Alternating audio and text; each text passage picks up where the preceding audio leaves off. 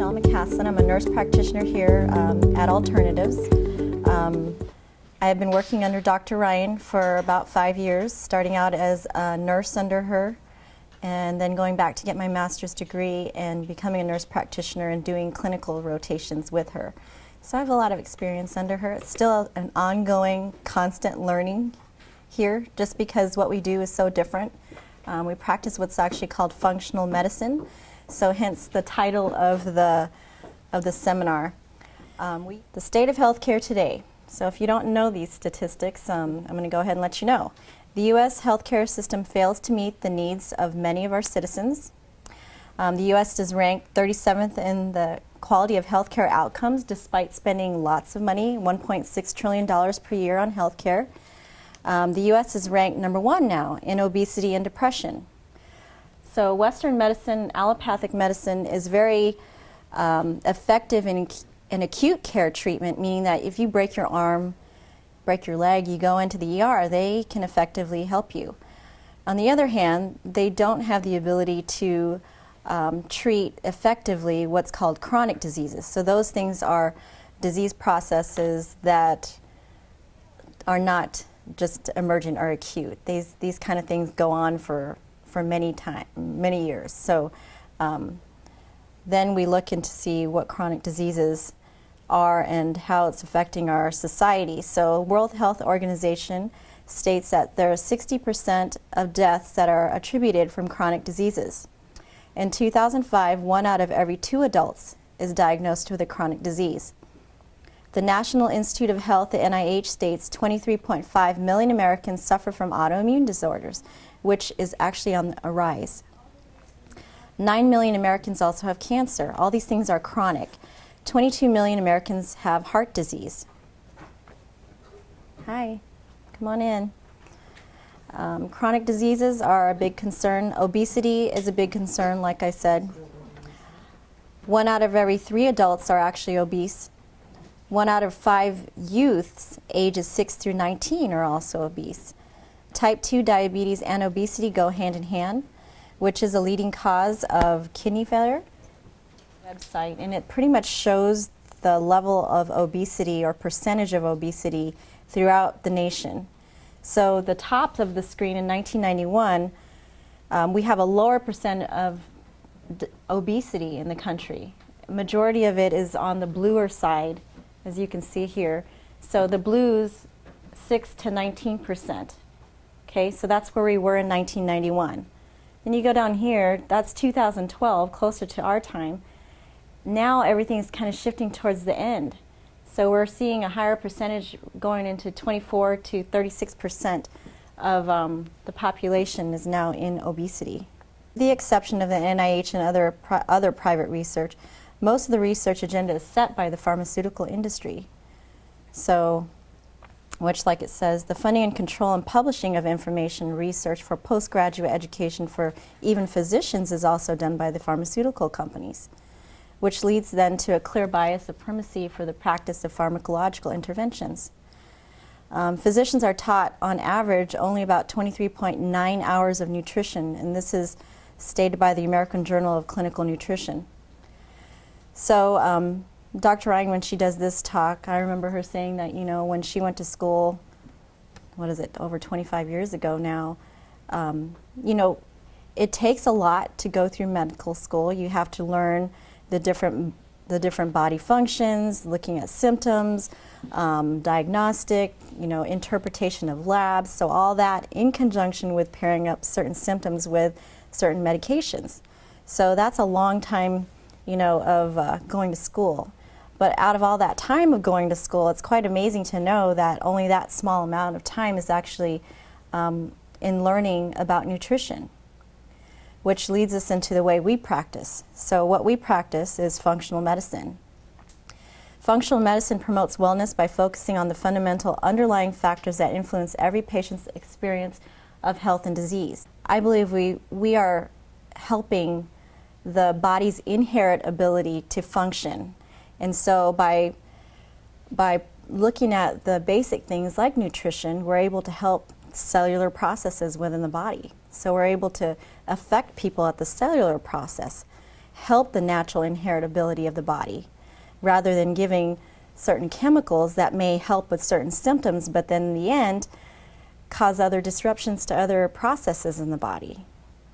So how we practice is more natural, so to speak, if you want to say it that way. Sometimes that word or labeling of natural is a little obscure, but just kind of thinking of going back to the basics is what I think of when I think of functional medicine.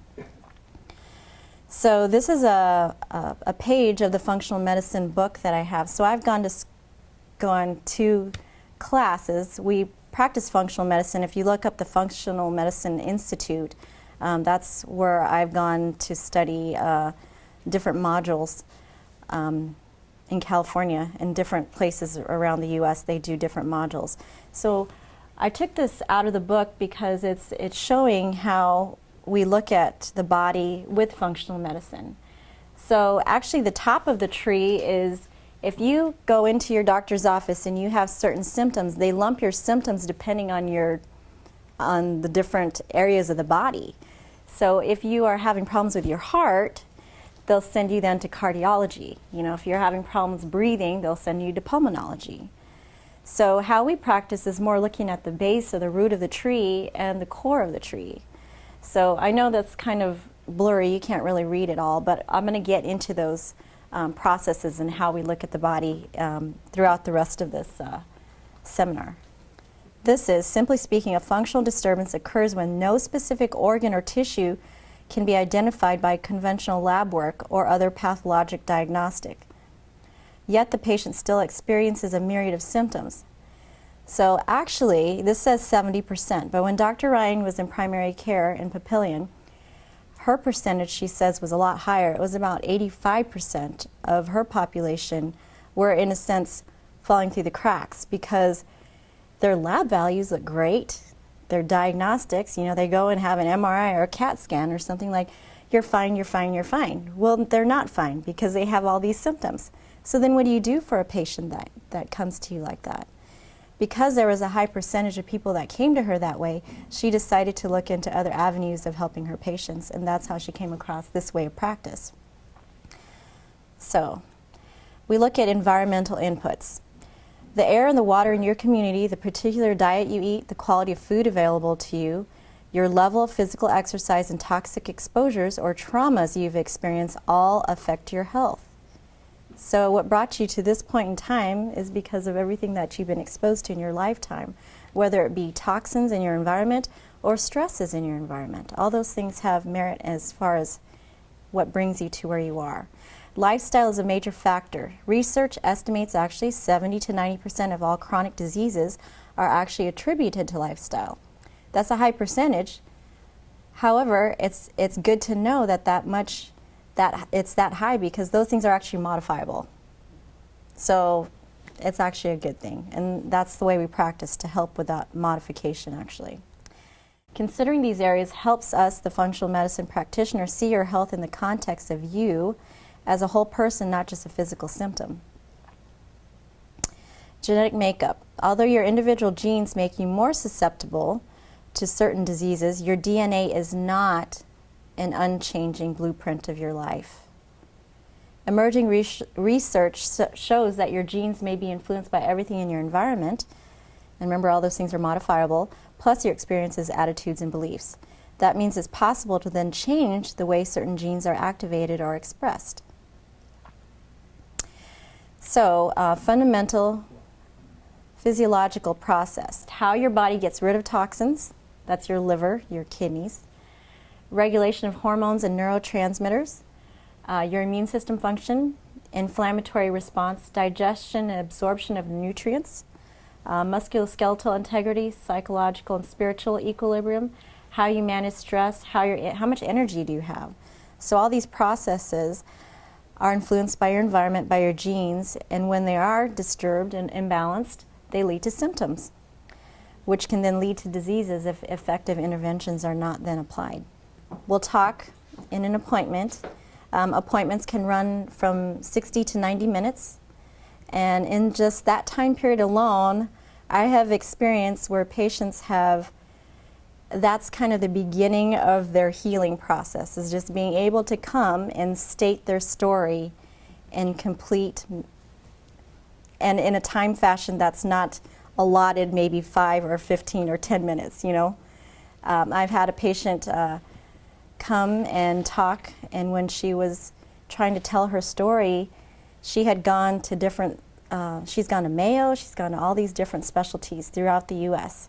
So she came to the point where she was succinctly able to tell her whole life story in like 5 minutes flat. And I don't know how she did it, but she started talking a mile a minute, la la la la la la la la la la la. You know, I'm like, whoa, take it down a notch. Let's listen to what you have to say, because you know what? You know your body more. You know your body better than anybody else does. So just her being able to tell her story, she just broke down in tears when I told her, go ahead and slow down. Let me hear everything, because you yourself know more than anybody, and I can help you better if I know, you know, your whole life story and how you got here. So we listen to your story, we go over that 19-page form, we do a full physical, and then we'll talk together and make decisions based on the assessments of all those things and decide on certain labs to do. And then we do follow-up and monitoring. So usually, the way we practice, because it's based in nutrition, if we do suggestion and diet modification or addition of supplementation, it does take about 3 to 4 months before you decide that it's working or not. So we have to give it time, and we usually will follow up in about 3 to 4 months to see how you're doing, unless there's certain things within your story that lead us to believe that we need to see you sooner. We'll let you know. But that's kind of a good rule of thumb. Whenever you do any kind of a diet modification, you have to give it at least 3 to 4 months. The role of the environment in our health. In 2001, a report suggested between $568 billion and $793 billion is spent per year in Canada and the United States on environmentally caused diseases. These are things in your environment that affect you. From a functional medicine perspective, our body's physiology is in constant state of interaction with the environment.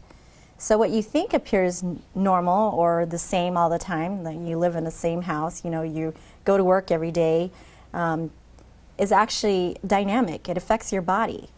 What's also interesting to know is some people will say, oh, I've been in the same job, pretty stressful job, but it's been the same all the time. Well, I don't know if you know this, but I've read in this book, and it's a book that I'm going to quote here at the end or give you as a suggestion to read.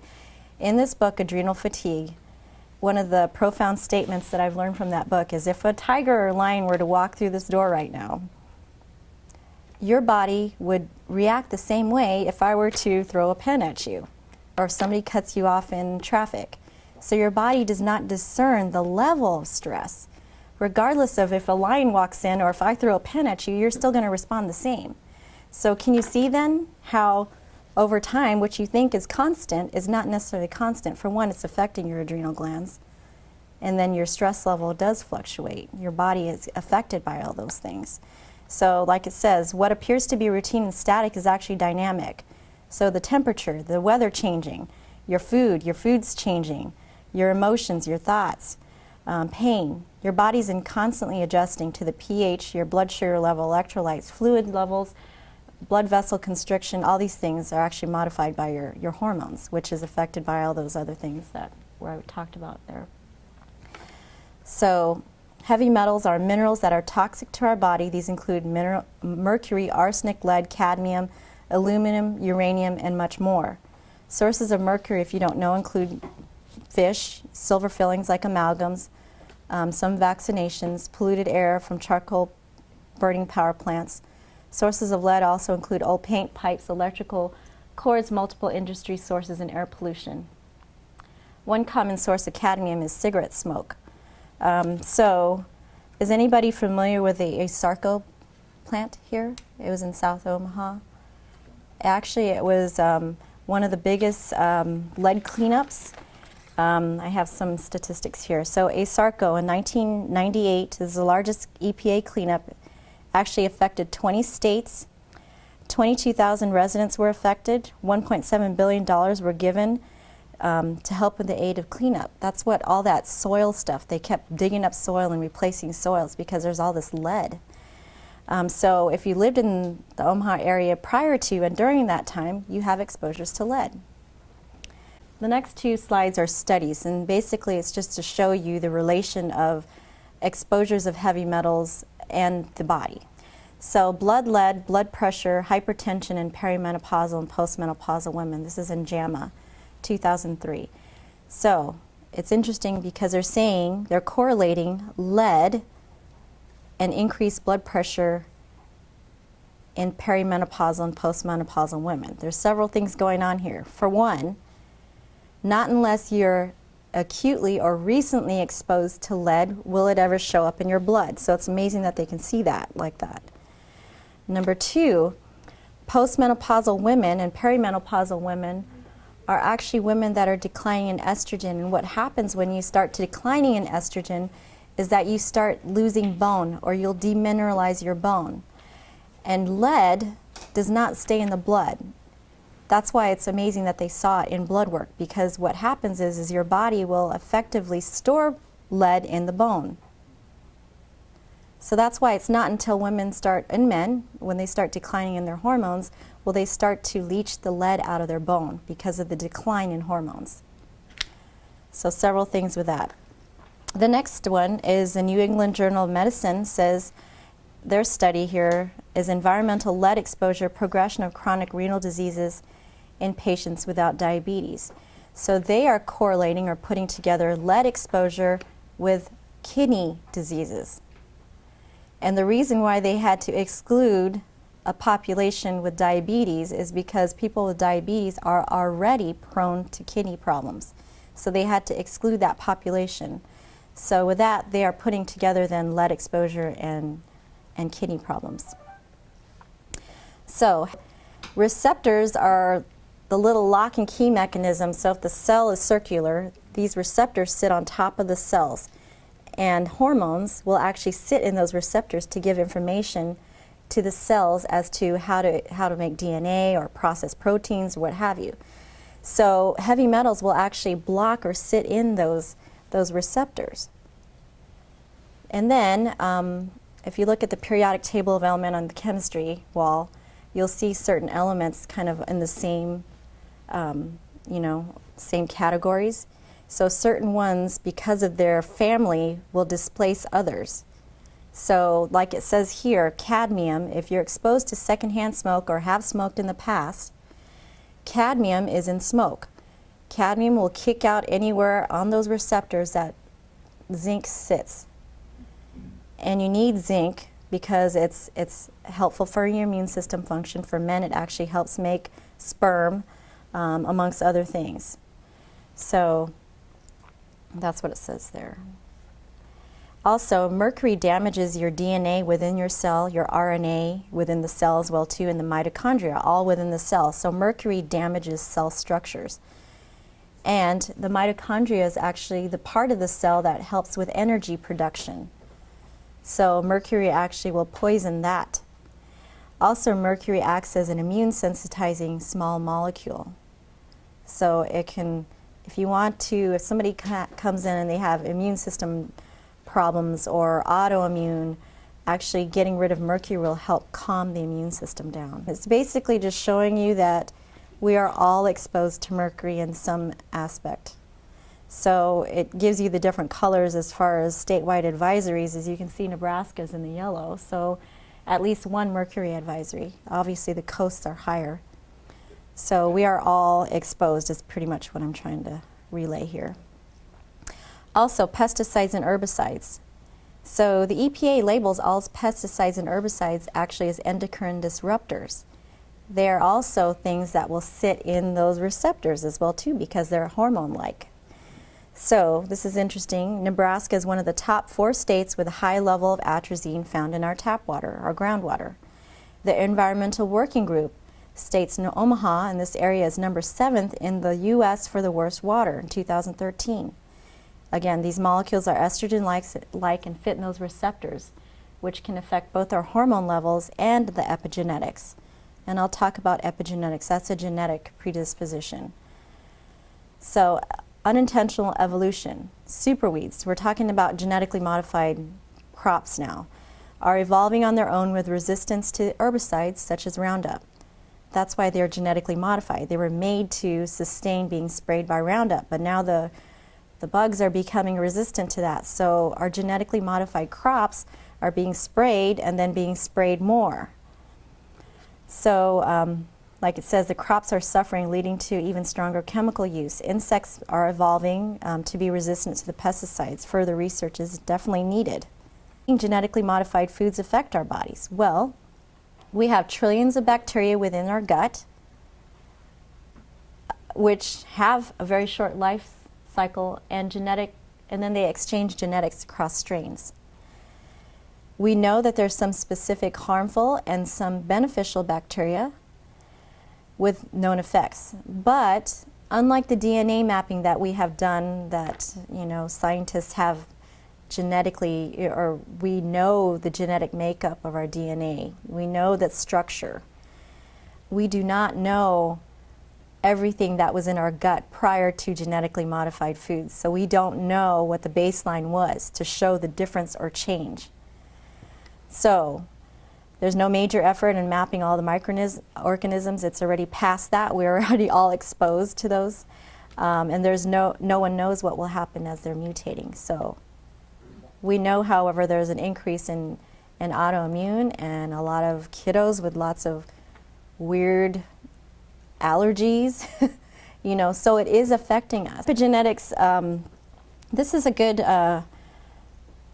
YouTube video. You can look up "The Ghost in Your Genes." I saw it on PBS, I think. So epigenetics, if my sleeve is the epigenetics, what is below is your actual DNA.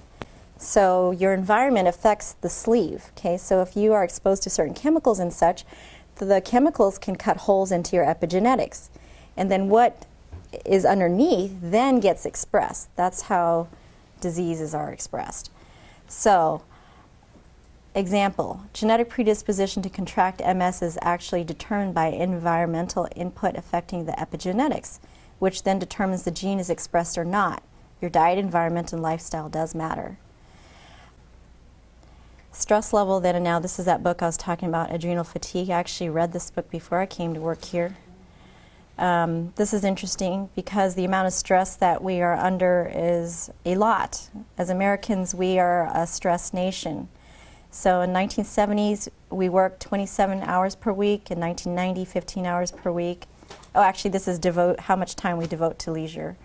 And in 2008, less than 10 hours per week for leisure. On average, we worked 60 hours per week compared to 35 in 1970. So some of the ways we are able to help the body on a positive note is detoxification. So your liver and your kidneys are your major detox organs. Your liver can become congested from eating bad foods, eating bad fats, eating lots of sugars, exposure to chemicals. So it kind of builds up in your liver and becomes kind of sludgy-like. So then your liver is not able to effectively clear things out. So you can do certain detoxification therapies. An initial and ongoing effort to maintain health given environmental factors both in and out of our control. Various detoxifications, well, we can do heavy metal chelation, which actually removes heavy metal. We can do IV phosphatidylcholine infusions, which actually I think is a better way because it actually removes heavy metals and heals your cells. So it's kind of a double kind of a benefit. And there's nothing else out there that can actually work to heal people's cells the way this protocol does. You can do suppositories and or supplements to help remove heavy metals, supporting the liver, and or like cilantro and parsley, those kind of things actually work to help remove heavy metals. Lifestyle and dietary changes, definitely. You can do things, get rid of things that your liver doesn't like and add things in that your liver likes to promote the ability to detox. Our clinical nutritionist, Kathy, who's a nurse with a master's degree, actually heads up a lot of our protocols. She can help you with a seasonal detoxification nutrition protocol, You can also do detoxification through the skin, like saunas. Any way you can increase circulation will help you detox, because your liver and your kidneys are blood-driven organs, so you want to help promote the blood to move, to remove those toxins. You can also, through the skin, castor oil has been used since Egyptian time period. They used it to remove or to pull out toxins out of the skin. Clay packs also as well can work to do that. So chelation therapy is removal of heavy metals using certain medications as chelating agents. EDTA, DMPS. I remember Ed likes lead. DMPS is more specific to mercury, but both of those in themselves will also pull out other heavy metals and can also pull out minerals. So that's why if you do something like this, we have to watch your mineral levels and support your minerals. DMSA is more of an is another way of removing heavy metals. We will usually do that orally. Zeolite is interesting. That comes from volcanic ash. And diatomaceous earth. Has anybody heard of diatomaceous earth? So diatomaceous earth is silica. Silica is freshwater algae, and its exoskeleton is actually highly porous and actually serrated in nature, kind of like your knife, your serrated knife, but small enough where it doesn't cut you up. And because of its porous structure, within the gut, it can pull out heavy metals through its porous structure. And vets will use the diatomaceous earth to treat their horses and animals on a natural level to remove parasites and such.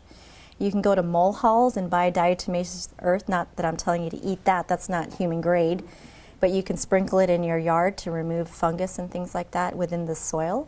So a lot of different ways that it's actually used.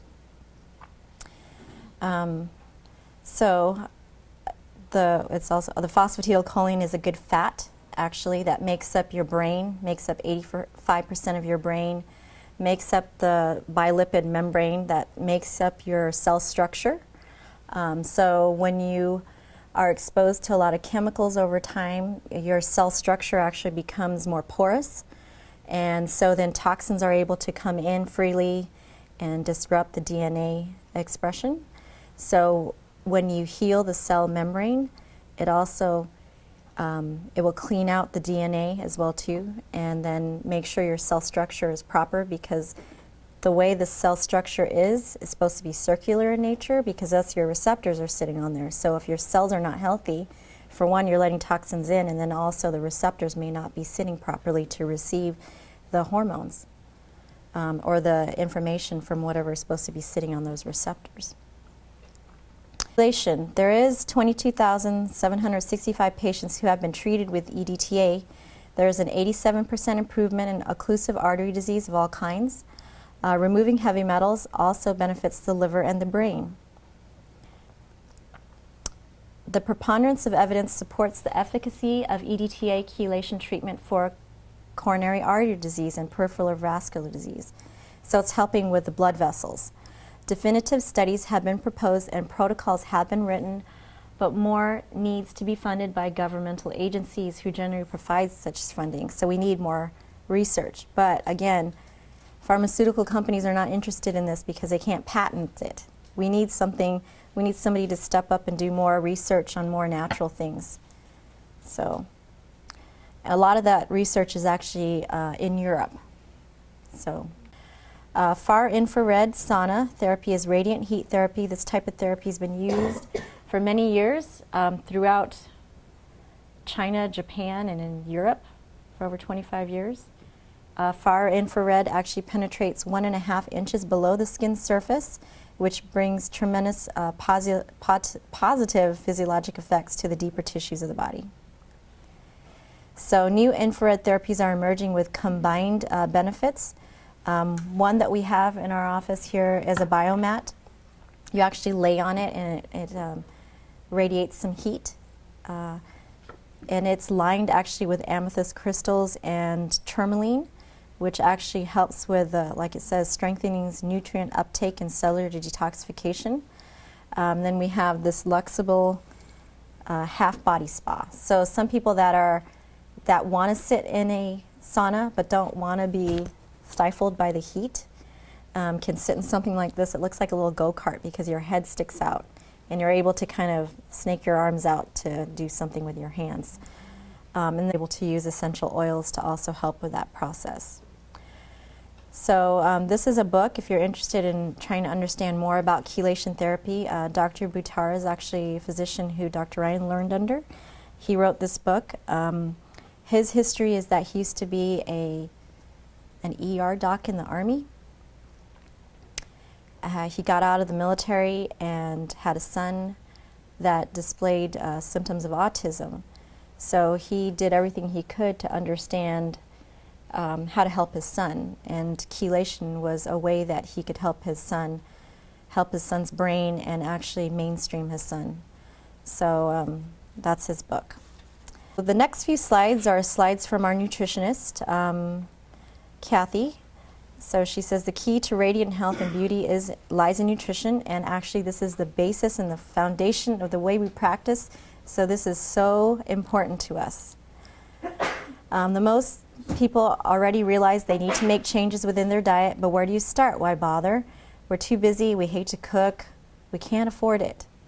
So here's some motivating statistics she gives you. Americans are the fattest on the planet, though Australians come second.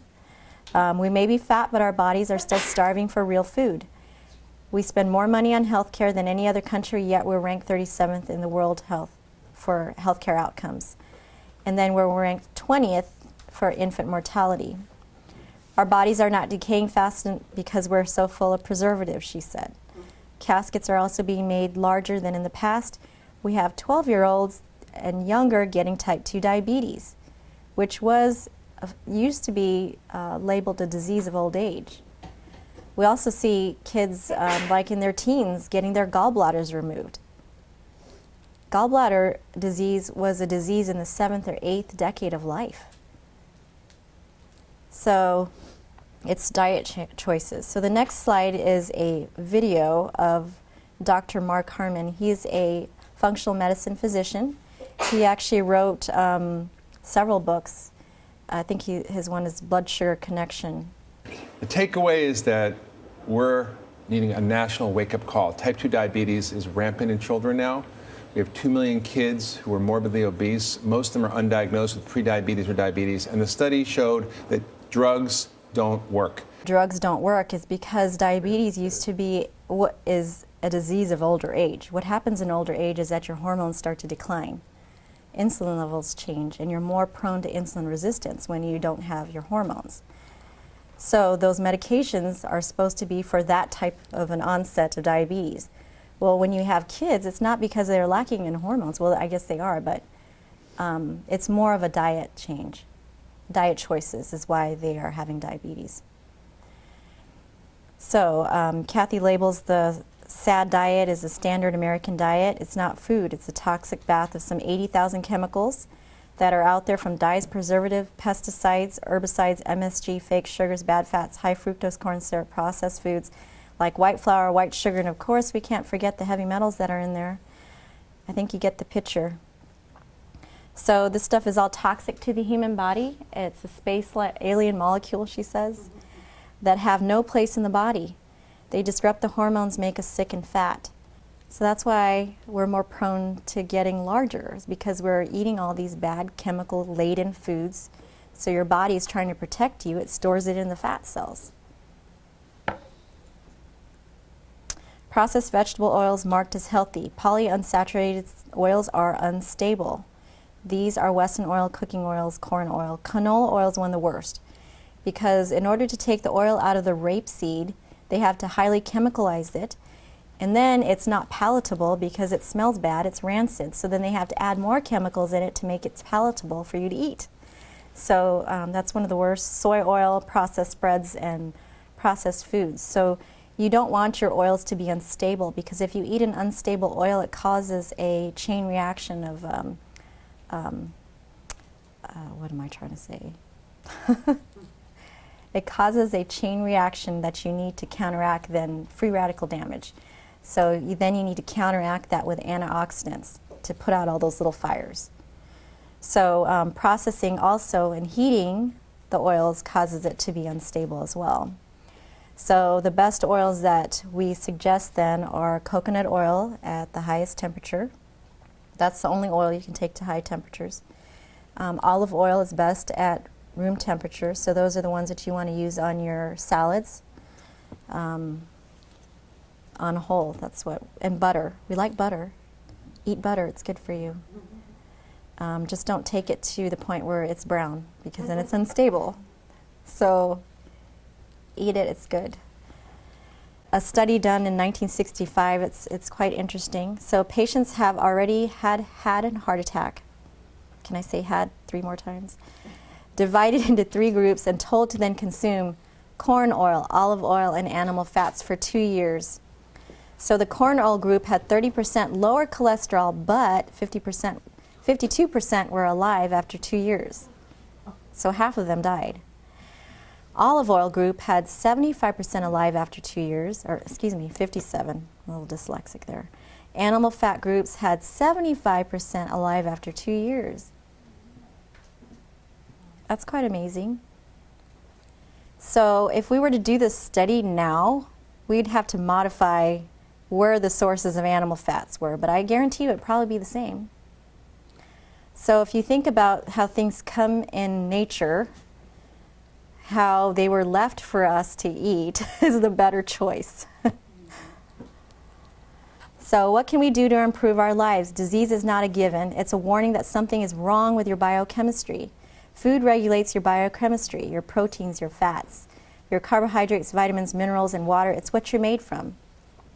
Also, exercise, sleep, proper digestion through chewing and balancing your hormones. It's so important to chew your food well because you have a lot of enzymes within your mouth that help you break down those carbohydrates. So let your own body help you.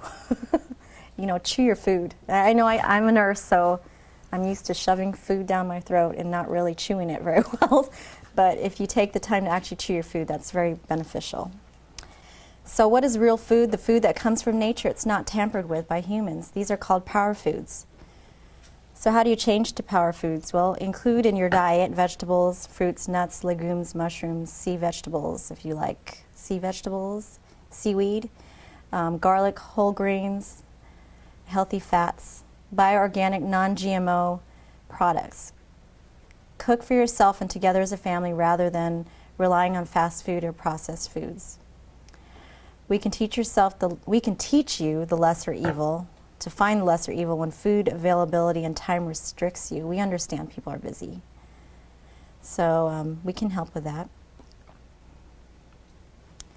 So we recommend both nutritional supplements and dietary changes. We like to cook. We have shortcuts, recipes to make your life easier. We are a phone call away if you have questions or advice. Gluten. This is a good book. What's hot right now, if you don't know about it, is the Wheat Belly book. So that was written by a cardiologist, and when he was suggesting to go gluten-free to his patients, they would come back to him in follow-up appointments and report a slew of symptoms being resolved by just modifying their diet. So that's why he looked into the wheat and tried to do some research as to why is it? Well, how is it affecting everybody on this great of a scale? So Wheat Belly is another good book to look up. So other things we do here, this is neurotherapy. This is a way of supporting the brain, helping the brain with like anxiety, depression. Those are common things that we can help with, amongst other things, without necessarily giving a medication. So it's biofeedback. We can see how the brainwave activities are within the brain in different areas of the brain, and then help retrain the brain to go back to a more normal pattern. It's a non-invasive procedure used over the last 30 years with dramatic results for a multitude of symptoms and disorders: ADD, ADHD, anxiety, panic attacks, depression, insomnia, migraines, autism, learning disorders, post-traumatic stress, performance anxiety, and a lot more. Neurotherapy can include a quantitative EEG, brain mapping. That's when they actually hook you up to 19 leads all around the head. It's not painful. It's held on by these little, like goopy, like what they use in ultrasound. And then they're able to see the brainwave activity throughout the brain in different areas. EEG biofeedback, PEMF biofeedback, combined with light, sound, breath, and educational therapies.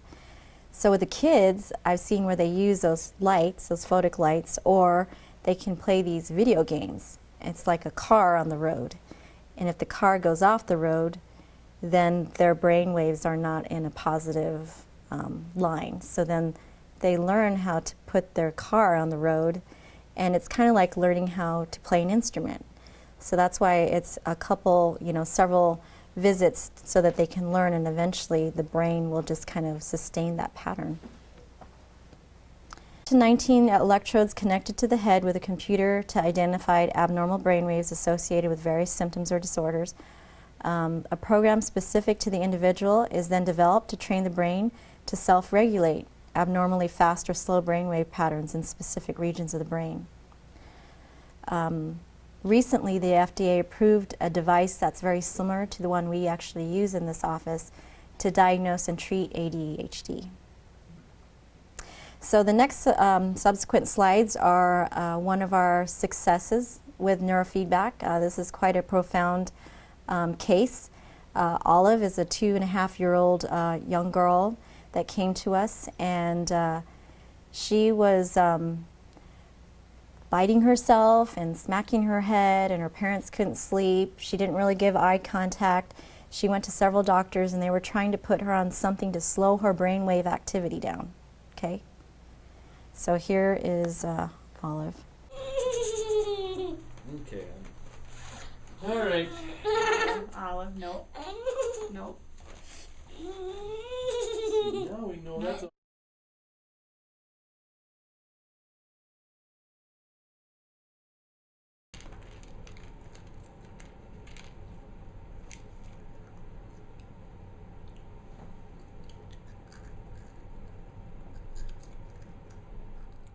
What was actually going on is that her brainwaves were actually slow. And when she would bite herself, she was initiating a faster pattern for her brain. So she was, in a sense, treating herself. She was stimulating her own brainwaves. So we were able to help her without medications. Other things we do here, majority of our patients are actually on hormones, bioidentical hormones. So that's what these next couple slides are going to be. So bioidentical hormone replacement for men and women. So menopause is defined as no menstrual period for 12 months. Perimenopause or menopause, treated in regular medicine or allopathic and alternative medicine, can be used by these type of hormones. So Premarin and Prempro are hormones that come from horse's urine. Those are not bioidentical, okay? Birth control pills, some of them are bioidentical, some of them are not. Bioidentical means that it's the exact molecule of hormone that's supposed to be in your body. So something from a horse is not bioidentical. That should not be in a body. Prometrium is bioidentical progesterone, so it's the exact molecule of progesterone. Natural progesterone creams are bioidentical. Biest is cream-based or topical, like patches, cream, that kind of thing. That's actually bioidentical. Natural state of life, then why go on hormones? Well, this will kind of explain. So the life expectancy and age of menopause, as you can see here, the line of menopause is that dotted line that's going across. So in 1850, women used to die before menopause. In the 1900s, we died at menopause. Now in the year 2000, we're living almost 40 to 50 years after menopause. So what is the quality of life? What happens as women start to decline in hormones, and men, is that, like I was saying, you're more prone to insulin resistance. You will also demineralize your bone. So if you don't have good bone structure, what is your quality of life if you're living 40 to 50 years after menopause? Brain starts to deteriorate. What happens is if you have low estrogen to no progesterone, which is what happens in menopause, the brain actually starts to atrophy or starts to shrink. So many different things are occurring once you start going down with your hormones. The So this is the rhythm that we repeat when we do our hormones. So it's bioidentical, biomimetic, meaning that it's following the same rhythm of the body. And so these ratios of hormones throughout the female cycle actually will tell the cells what to do. So low estrogen to no progesterone actually is a proliferative state of the cell. This tells the cells to grow. When you peak on day 12, this tells the cells to stop growing. It's actually G1 arrest occurs. And when you peak on your progesterone here to estrogen here, it tells the cells to die off. It's called apoptosis that occurs. So if I were to cover this part of the screen and just have this is what people are in menopause. They're low estrogen to no progesterone. So when you're in this state, you're in a constant state of growth without inhibition. And if you know anything about cancer, this is more pro-cancer state. So when we put these peaks back in line, the cells start listening again. So you don't have cells hanging around. You have death of cells and the new cycle occurring. So Dr. Ryan has been prescribing bioidentical hormones for over 20 years now. She's tried patches, other creams, static dosing, which is the same dose every day, troches, where they're in their mouth, orally. So a lot of different ways she has tried, but she's never seen an increase in bone density like we've seen with this type of a dosing. So we're pretty close. That you use here? Well, it's a cream-based estradiol and progesterone, and it's dosed biomimetically.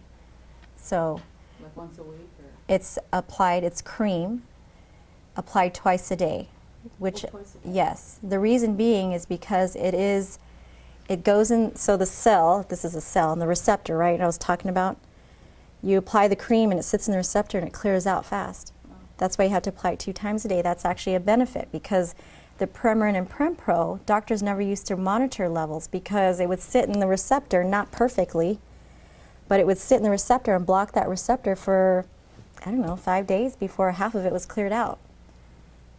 So the difference is when you do bioidentical hormones versus something like Premarin or Prempro is that this type of dosing is more anti-cancer, right? So there are a lot of benefits to this peaking, those peaks and valleys of this rhythm. And when we put people on hormones, we actually check you on those peak days, day 12. There's 80 years worth of data as far as where to shoot for the ranges. So it's more science-based when we do dosing this way. So low static dosing. Static means the same dose all the time. It's not like what I was just showing you, okay? So there are no peaks. Eventually everything else in the body, including the receptors, start to downregulate. So they stop listening. Those receptors stop listening. So then you have reoccurring symptoms. The level persists at a point that's more stimulatory to the hormone-driven tissues. So you can have relief from symptoms, but eventually over time they can stop listening. So the benefits gained from static dosing are lessened in short term in nature. So benefits of rhythmic dosing, now we're back to that rhythm again, okay? You have an increase in bone density, like I said, over a 2-year period of time, you've seen an increase up to 35%. Resolution of perimenopausal symptoms, that's pretty fast. The hot flash and vaginal dryness goes away pretty quickly. Headaches, people that are prone to headaches due to fluctuation in hormones can have relief from this type of rhythm. Mood and psyche change, of course, because on that day 12, when your estradiol peaks, that helps upregulate serotonin, actually. Serotonin is a feel-good neurotransmitter. And only if that peak is proper also, in the presence of pure darkness, does serotonin convert to melatonin. So that's why it can also help with sleep patterns as well, too. And then the second half of the cycle, when you're peaking on the day 21, that helps upregulate GABA, which is a natural anti-anxiety. So it can help with that as well. So it helps with the anti-anxiety, anti-depression kind of thing. So it helps with deep restoration of sleep and dreams, reversal of incontinence and dryness, libido, the skin, because as estrogen starts to decline, you actually will start to lose collagen or ability to produce collagen as fast. And then the anti-cancer benefits of those peaks. Hormones and bone density. Rhythmic dosing tells the cells when to grow and when to die. Actually will rebuild the bone. We actually have the before and after bone scans of these women with, that show reversal of osteoporosis. Static dose hormones, the same dose all the time, only slows down bone degeneration. It doesn't help rebuild it. And then, I don't know if you know, but Merck is facing class action lawsuit over Fosamax. That's a prescription that was used for osteoporosis, osteopenia. Because what it does is Fosamax doesn't actually promote new bone. What it does is it holds on to the old even longer. So that's why you have old, brittle bone, and people were having weird fractures like in their jaws and their large bone here. This shouldn't happen. This shouldn't happen. It's because it was brittle bone that's being held back. So different when you actually are helping rebuilding the bone with the dosing like we do. Talking about cancer and hormones, because a lot of people have that, they're questioning, you know, if we suggest to go on hormones. So the Women's Health Initiative caused panic over hormones, and there was cancer. You know, people were scared of that cancer thing. So bioidentical hormones dosed rhythmically, like I was telling you, do not increase cancer because those peaks, it tells the cells what to do. Again, this is due to the important biological processes that occur in the peaks and valleys of the cycle. So back to the Women's Health Initiative was a study that was done in the 90s. It was supposed to run over a 20-year period of time, but it was stopped after 5 years because there was an increase in risk of stroke and certain cancers. So that study, or those studies, were done on Premarin and Prempro. Again, those were from horses' urine, okay? For one, it was a molecule that was not even supposed to be in the human body, and then it was taken orally. If you take a molecule that wasn't supposed to be in the body and then you take it orally, what happens is it goes through what's called first pass. Your liver sees it first, and your liver will make other metabolites of it. Again, now it's even foreign than what it was. So when you do rhythmic dosing the way we do it, cream-based, your tissues will receive the hormones as if your ovaries were giving it to you. Because your ovaries released the hormones into your bloodstream, the bloodstream carried it to your tissues. When your tissues were done with it, it'd send it back into the blood, and the blood would take it to the liver, and the liver would clear it out. That's what happens when you dose it in the skin.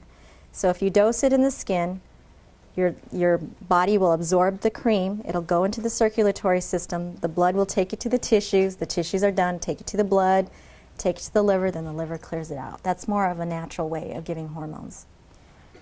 So as it's saying on the last bullet there, Dr. Taguchi is an oncologist. So Dr. Taguchi is an oncologist, and she gave 100 of her patients bioidentical hormones rhythmically dosed, just like how we prescribe it.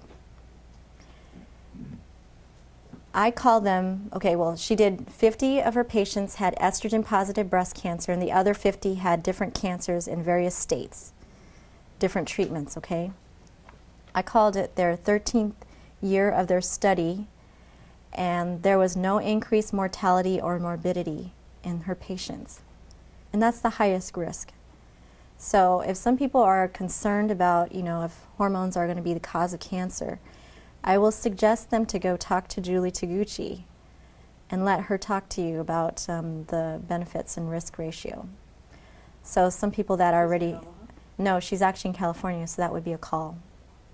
Yeah.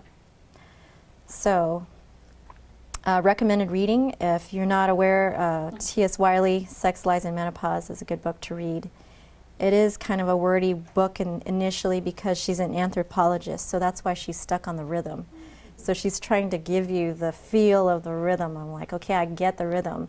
So you skip to the back of the book and you can see the science base behind rhythmically dosing hormones. And andropause is a decline of testosterone levels when associated with signs and symptoms of androgen deficiency. So for women, we go through perimenopause and we're kind of going up and down, and you can tell because our emotions are up and down. And then we kind of all of a sudden just kind of do this drop, right? So then it's very apparent that we're going through menopause. For men, it's not as apparent. They're lucky. They're kind of high, and then they kind of do this nice sloping going down. They really don't notice, you know, but for us, we do. So, andropause. As men age, there is a decline of total serum testosterone. It actually begins at 40. For women, we start going through perimenopause at 35, sometimes earlier. Some symptoms of androgen deficiency actually include fatigue or lethargy, reduced concentration, sleep disturbance, irritability, and depressed mood. Other symptoms include decrease in bone mass and muscle mass as well too, decreased libido, increased abdominal girth. Actually, that's a very common thing for women as well too. As our hormones decline, we will tend to gain 15 to 25 pounds. As men start to decline, so too do they start packing on abdominal girth or weight. And then they can also have increase in prostate size. So declining hormones. Cholesterol is used in the body to make androgens. It's actually the mother of all hormones. It's not the bad guy. So for female and men. So it's used to make the androgen, testosterone, DHEA, and other steroid-like hormones, cholesterol, or cortisol. Cholesterol increases as testosterone falls. So it's a compensatory mechanism. Your liver will kick out more cholesterol because it's trying to help you make more either testosterone for men or for women, the estradiol and progesterone. So once we bring that back in line, the liver will stop kicking it out. Total testosterone levels. This was actually taken from that book from T.S. Wiley. She's saying 800 to 1,000 is a healthy testosterone level. 600 to 800 you may see outside prostate capsule growth. 400 to 600 BPH occurs, or benign prostatic hypertrophy occurs. 200 to 400 is prostate cancer, and less than 200 is more indicative of metastatic prostate cancer. Testosterone. Treatment with testosterone will lower cholesterol and inflammation. All your hormones, female and male, are anti-inflammatory. So that's why as we start to get older, you start to get more of the itises, the arthritis, and you know, those where your joints are hurting, or you're more prone to pain and things like that. That's because all your hormones are anti-inflammatory. So when you put that back in line, that helps decrease overall inflammation in the body too. Elevates mood, increases muscle mass, increases bone density, helps reverse insulin resistance, like I was telling you, and then helps decrease the packing on of abdominal fat. Testosterone replacement therapy requires close monitoring, just like the females. We monitor you guys well. So for men, we'll start off with probably checking an initial testosterone level, a CBC as well too, because I want to see your red blood cells. If you already trend with elevated red blood cells, we have to come to the conclusion as to why and help with that, because if you get high testosterone, if your levels start to go too high, that can cause an increase in red blood cells. So if you're already trending with high red blood cells and I give you testosterone, you can be at a higher risk for stroke, because increased red blood cells causes an increase in viscosity in the blood, puts you at higher risk for stroke. So I'll monitor that, just like the females as well too. For the females, we monitor their levels every 3 to 4 months. For the men, it's not as often. We start the men off and then we check them at 2 months. And then once we get you in the normal range, we check them every 4 to 6 months. For women, it's a little more sooner. And then I like to check things like a CBC to look for any anemias or elevation in red blood cells, like for men. A CMP, looking at your kidney and liver function as well too, because like I was telling you, your liver is your major detox organ. It helps you remove hormone metabolites. So you want to make sure that that's healthy. Also, optimal levels should be obtained. Lifestyles need to be addressed. That's like I was telling you, diet and supporting the liver and things like that. And note, if a man eats or drinks too many carbs or sugars and already has insulin resistance, he will then turn the testosterone into estrogen. So that can cause what's called gynecomastia, which is man boobs. You don't want man boobs. So testosterone in the prostate gland, a study by Shine in 1989 showed that decreased levels of testosterone actually stimulated prostate growth. 21 studies suggest that low testosterone is also associated with cancer of the prostate gland. PSA testing can lead to unnecessary biopsies. This was kind of big in 2011, where Dr. Oz went on magazine. So we use the PSA level not because we want to get you to get a biopsy. We use it as an indicator for inflammation within the prostate gland. So we monitor that in conjunction with the testosterone, because what we see, like it says prior to these slides, is that it's usually low testosterone causes you to have an increase in prostate size. And there's other reasons for an increase in prostate size, like underlying infection or toxicity, things like that. So that's why we look at PSA. If you're interested, the next couple slides are about a device we have. It's quite amazing. So Dr. Ryan is very innovative. She's always looking outside the box and looking at new things. So this is a CASP. It's a central aortic systolic pressure device. Okay, it's a revolutionary, non-invasive way to monitor cardiovascular health. So at a central aortic systolic pressure reading is doing a cardiac cath. Are you familiar with what a cardiac cath is? So that's when you go through the femoral artery and they snake this probe up to the top of your heart to get this pressure. That's highly invasive, okay? So this device that we have here actually will get the same pressure without having to poke you anywhere. It's just a device that's kind of looks like a little wristband. It looks like a watch. So they have like it says, measures the central aortic systolic pressure and 11 other heart functions with 99.17% accuracy. So they did studies in Singapore where they put somebody on the table, did the cardiac cath, and hooked them up to the same device, and it showed that much accuracy. It's already FDA approved here in the States, but not very many cardiologists or people or doctors even in this area know of this device. It's being used in Cleveland Clinic in conjunction with medications to see the efficacy of medications for like blood pressure and things like that. We use it in conjunction with nutrition. So there's a supplement we have with L-arginine and citrulline that helps open up the blood vessels. And so we use that device to monitor the effectiveness of that kind of a supplementation and or diet modification. So when your heart beats, it radiates, this is explaining how it works. So when your heart beats, it radiates a pulse down the lining of your arteries and then it comes back up. So when the pulse travels to your fingers and to your toes and back to the heart, that's how we're able to get this pulse wave.